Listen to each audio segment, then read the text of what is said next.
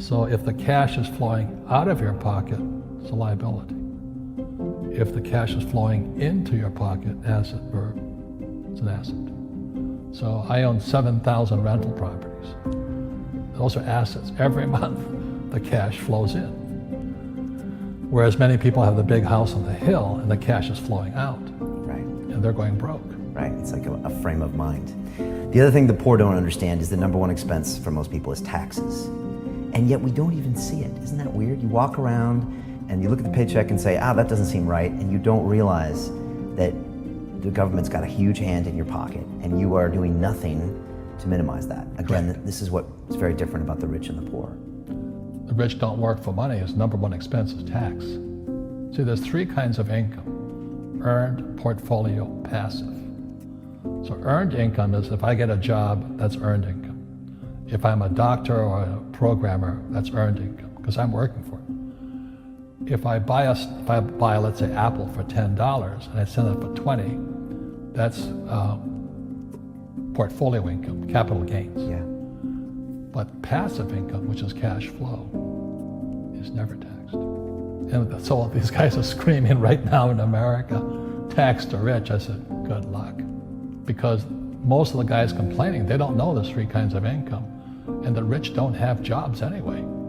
They have assets. And so the average schmo out there, poor guy, sent the kid to school, they don't learn this. You see, very few people will buy what I do, make $1 million and pay zero tax. And my rich dad taught me that playing Monopoly. That's how it started, 4 greenhouses, 1 red hotel. Or the McDonald's formula, I write about it here. McDonald's, Ray Kroc. Yeah.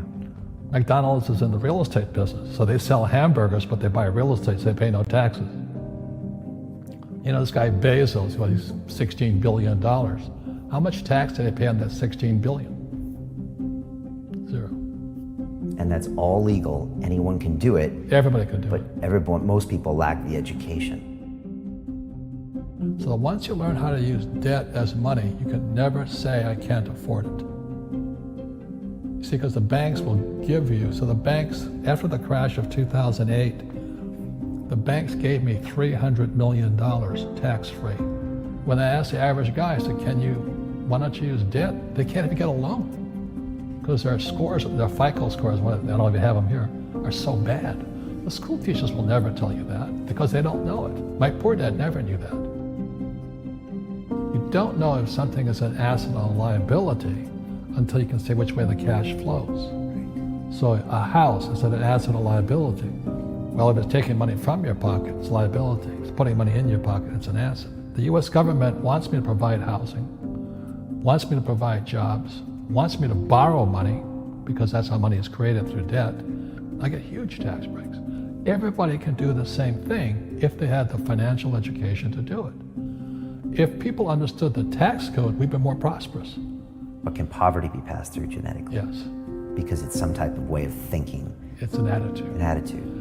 It's very simple. When people ask me, how do I stop it? I just say, never say, I can't afford it. Ask yourself, how can I? The reason I have so much money is because I don't say I can't do it. I just go, how can I do it? And I just go and do it. I make a lot of mistakes, but that's how I learn. How can I?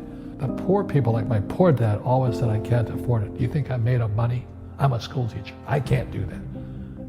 And I picked that up. And my rich dad never said those words.